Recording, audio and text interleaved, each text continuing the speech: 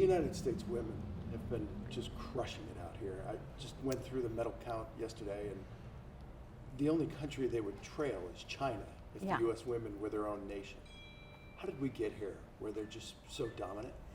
Well, I think you have to trace back to 50 years ago, right? This year we celebrated the 50th anniversary of Title IX, and while we still have, data that we'd like to change and improve in our country as it relates to women's sports, what we've seen happen as a result of where that started 50 years ago has been the impetus to pave a pathway for the development of women's sport. And it's now very, very prominent at the elite level that we have a really strong system of sport to develop elite female athletes, and they're showing up for us in incredible ways. We also saw, after the rugby team won that bronze medal, a gift to the program. Yep. How important is it, vital for the continued success for those kind of things to happen? You use the right word, it's vital. What it takes to become successful at the world level and what it takes to sustain success is resources. And it's the combination of talent, but talent alone doesn't get you there.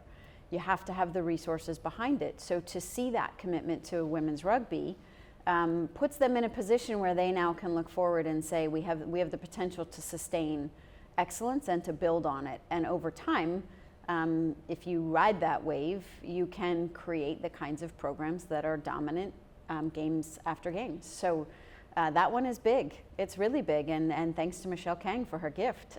It's what we need the American public to step up and do for all of our teams. When we talked before the games at the Salt Lake announcement, just asked you how the U.S. would do, and you said you wouldn't make any predictions. Yeah. What you're seeing, is this about what you expected, or have they? Well, at the moment, yeah, it's a good question, and I'll tell you, at the moment, we are exceeding expectations, which is pretty fun to do. We have 2 days left.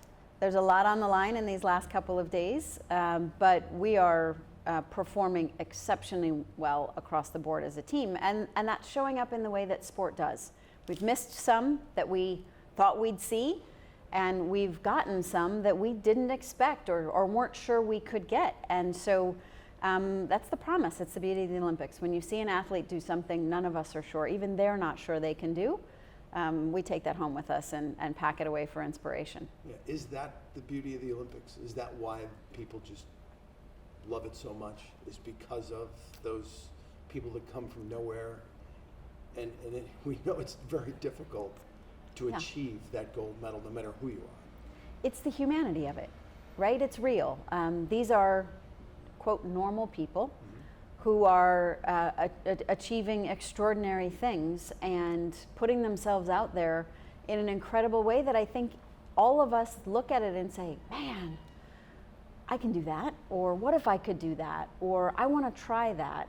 So yeah, it lights a fire in everybody's belly that I think is productive and fun. And we also feel the heartbreak of those who don't quite get where they want to get.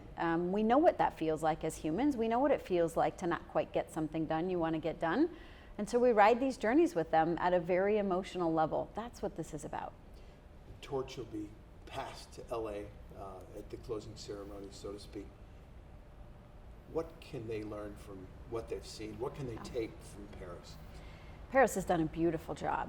And what Paris has done so well is they understood who they are as a city, and they brought that to bear in the most beautiful way. The iconic venues, right? The culture, the history of this city has really shown up in each sporting venue. So rather than dump a sports event, if you can call this that, on top of the city embraced sport as part of who it is. And I think that's what LA will take away. And that's what we'll see in Los Angeles in a very different way than we're seeing it in Paris, but in an equally authentic way where we'll be in Los Angeles saying, boy, does this feel like LA. Last night we saw with Noah Lyles. Yeah. 3 years ago in Tokyo, there's no way he gets out of his hotel room. Is that how far we've progressed with this, or were you a little surprised he was able to perform? I mean, it's extraordinary to win a bronze medal when you have COVID.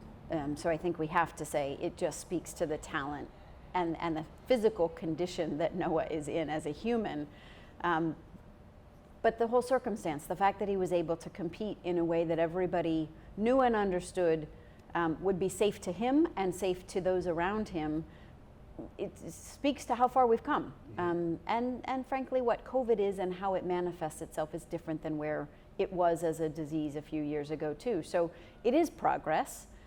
It is really unfortunate, but it happens, right? We know not everybody is going to make it through the games healthy, and unfortunately in this case he didn't, but he thought he could compete anyway, and he proved us right.